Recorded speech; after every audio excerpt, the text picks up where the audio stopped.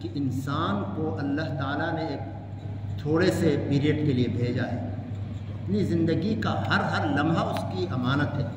آج ہم کہتے ہیں نا میری جان میرا نفس میری مرضی،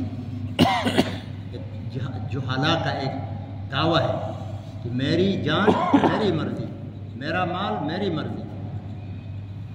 آپ کی مرضی نہیں ہے، یہ سارا امانت ہے کسی کا۔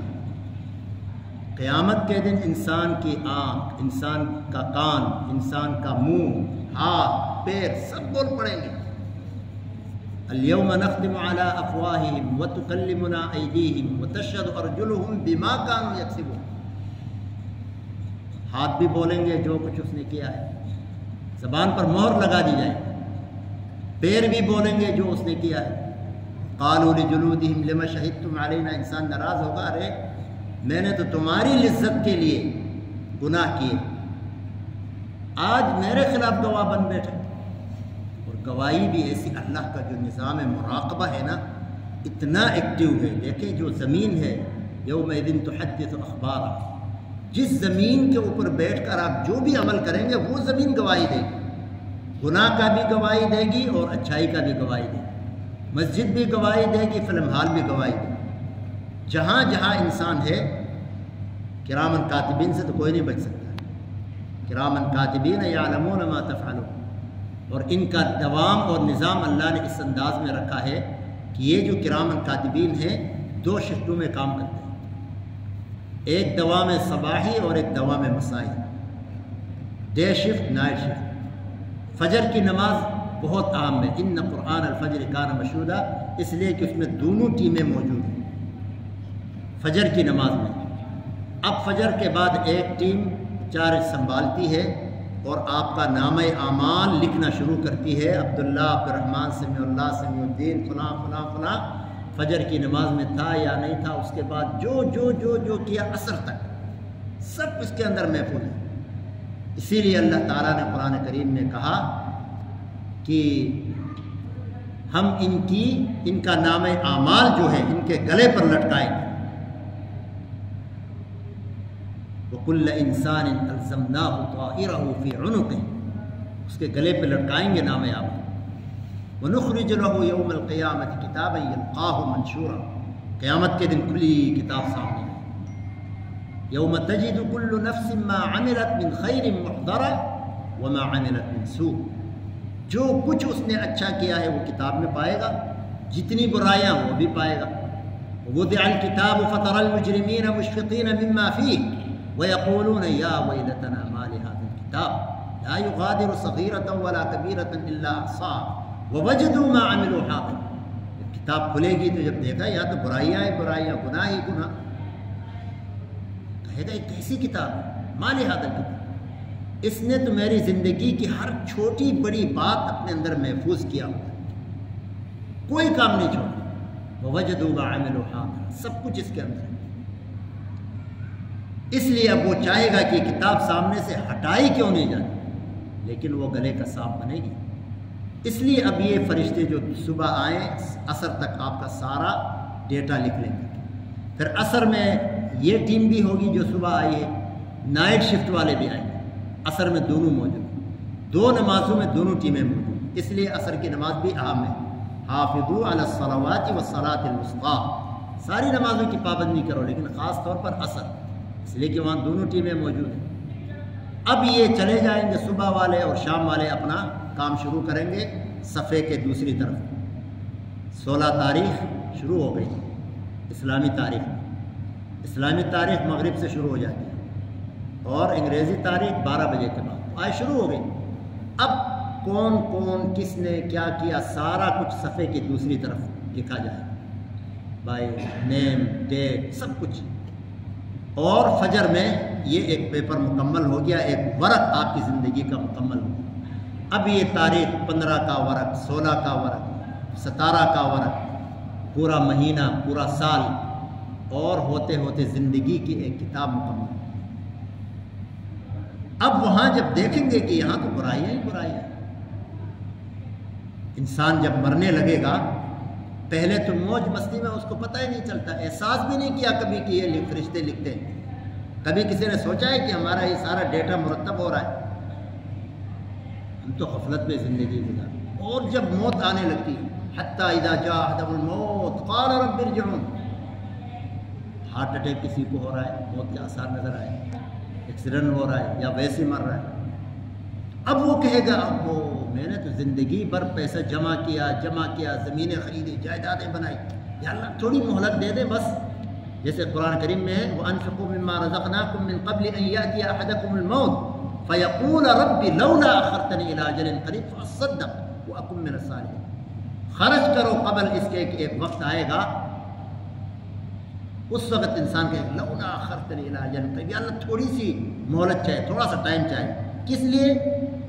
فَأَصَّدَّقْ، جو میں نے خون پسینہ جمع کر کے بہا کے جمع کیا ہے بس وہ اللہ کے راستے میں خرچ کرو، صدقہ کرو. آج ہم 100 ترغیب دیتے ہیں بھائی خرچ کرو کرو کرو، خزانے کے سانپ بنے بیٹھے ہم نہیں کرتے. اتنی محبت، اتنی ترغیبیں اللہ تعالیٰ نے دی، کل میں نے بیان کیا، ایک کے بدلے 700. واللہ یضاعف لمن یشاء، اللہ تعالیٰ پرورش کرتے ہیں صدقے کی. یہ لیکن ٹس سے مست سنیں گے نکل جائے گا، حالانکہ ہماری باتیں تو نہیں، اللہ کا کلام ہے. اس وقت پھر جب صدقے کے فضائل اس کو سامنے آئیں گے کہ یا اللہ تھوڑی دیر بس میں نے جو جمع کیا ہے، اس کو لگ رہا ہے کہ وہ تو ہاتھ سے نکل گیا، اب اس کے کام کا تو ہے نہیں، اب کہے گا صدقہ کرو. لیکن اس وقت جو صدقہ بھی کرے گا انسان، پہلی بات تو یہ ہے کہ وَلَن يُؤَخِّرَ اللَّهُ نَفْسًا إِذَا جَاءَ أَجَلُهَا، وہ موقع ملے گا ہی نہیں. اسی لیے فرمایا کہ انسان صحت کی حالت میں صحیح سالم اس کا آرڈر چلتا ہے، اس کا ہاتھ چلتا ہے، اس وقت 1 درہم صدقہ کرنا بہتر ہے اس وقت کے 100 درہم سے جو انسان موت کے وقت کرتا ہے.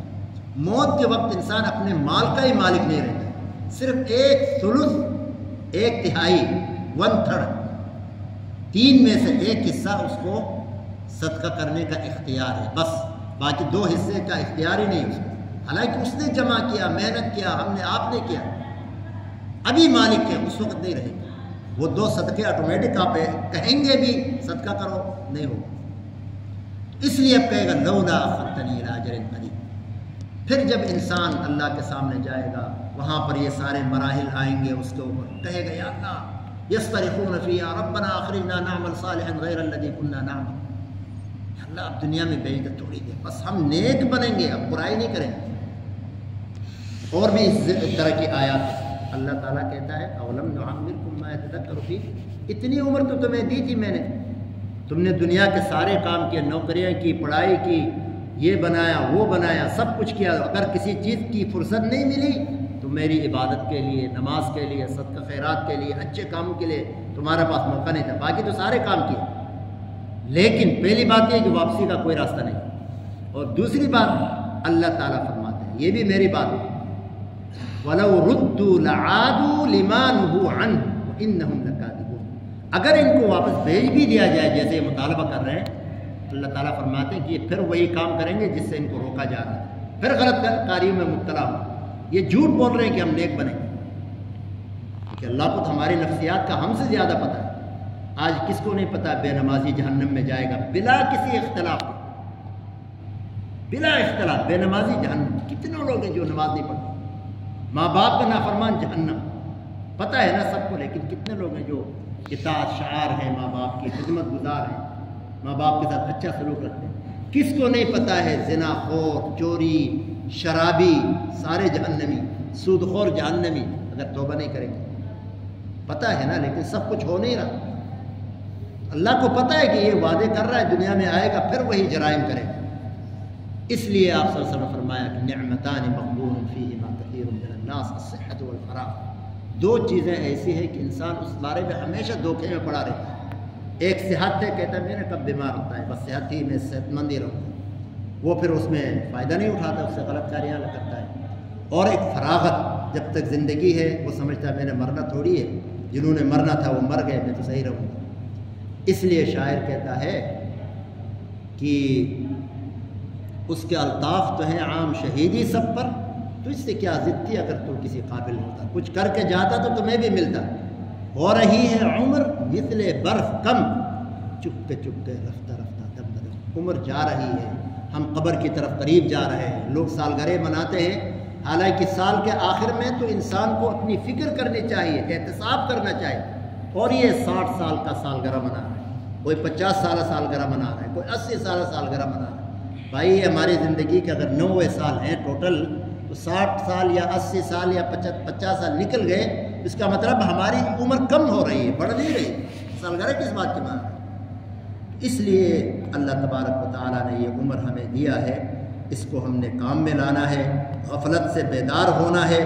اس لیے حضرت عمر رضی اللہ تعالیٰ عنہ اپنے خطبات میں اکثر و بیشتر فرمایا کرتے تھے، لوگوں حاسبوا انفسکم قبل ان تحاسبوا، قبل اس کے کہ کل تمہارا احتساب ہوگا. یہ کیوں نہیں کیا، یہ کیوں کیا، جوانی کہاں لگائی، عمر کہاں لگائی، علم کا پر کتنا عمل کیا، مال کہاں سے جمع کیا، کہاں خرچ کیا. سوال ہوگا یہ اللہ کی طرف سے ڈائریکٹ، اس وقت تمہارے پاس جواب نہیں ہوگا. اس لیے حاسبوا انفسکم، اپنا احتساب کرو. قبل ان تحاسبوا، قبل اس کے کہ تمہارا احتساب کیا جائے، کٹہرے پہ کھڑے ہو کر کے تم سے پوچھا جائے. زنوہا قبل ان توزن، اپنے اعمال کا وزن کر کے دیکھو.